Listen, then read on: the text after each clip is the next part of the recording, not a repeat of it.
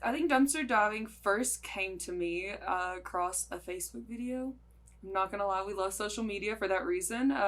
And I think seeing it on social media made it an okay thing for me to do. Since I knew other people were doing it and other people were brave enough to put it out there that they were doing it, it encouraged me to at least try. And then, of course, from there, you find a lot of resources that tell you how to do it safely, things to avoid. That way, you don't get arrested. Just kind of what you can do with the things that you dumpster dive, how it can impact yourself, your community, and like, I think your cost of living as well as your quality of living.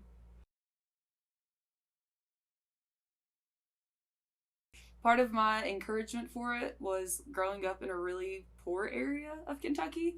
And so having a family where mother was supporting three kids and a husband, you realize that there are other means to support that. You look at food poverty, you look at food insecurity in areas like Eastern Kentucky, and you see people spending what little money they have on foods that cost little but will last a long time, right? That can really make a family be fed for months at a time. If you need stuff that's usually preserved, stuff that isn't always the healthiest. And then you go to your local grocery store dumpster and you find out that they're throwing away bags of potatoes and lemons and limes that have a single one that have gone bad. And it just seems wasteful. It just kind of seems like there are better things that we could be doing with this. One of my craziest finds was at a big box store, and when I looked over the edge, it was just fresh produce galore. Boxes and boxes of bananas, boxes and boxes of tomatoes, of potatoes, a lot of them that weren't even damaged besides having been thrown in there. From that single haul, let's say that, what does a bunch of bananas cost? Like maybe $3? Let's say $3 for a bunch of bananas.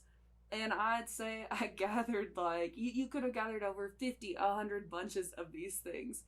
So when you think of that alone, combined with all the other fresh produce in there, I'd say that dumpster, I could see on the top at least $500, $600 worth of produce in itself.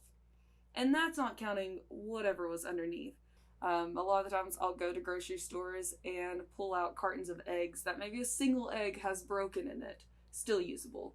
There's no reason why a single lemon that has come from a bag couldn't be taken out, the rest cleaned, and sold individually like they do with plenty of other produce. I've seen name brand like microwaves, vacuums thrown out, all because they were returned.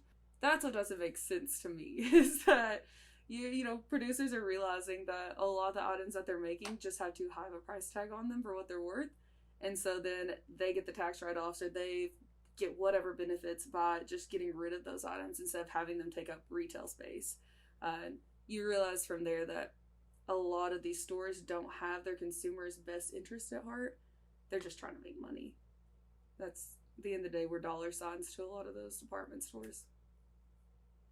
There have been multiple times when I have been walked up upon when I've been diving by myself, a lot of the times at night, which is not responsible of me.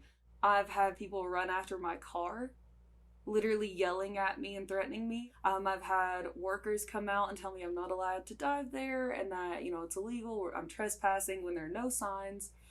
I am very inspired and encouraged to dive. Even though I can support myself, I make sure that I use that privilege that we had spoken about, as far as knowing that if I show up in my vehicle and somebody sees me, I'm probably just going to get a slap on the hand.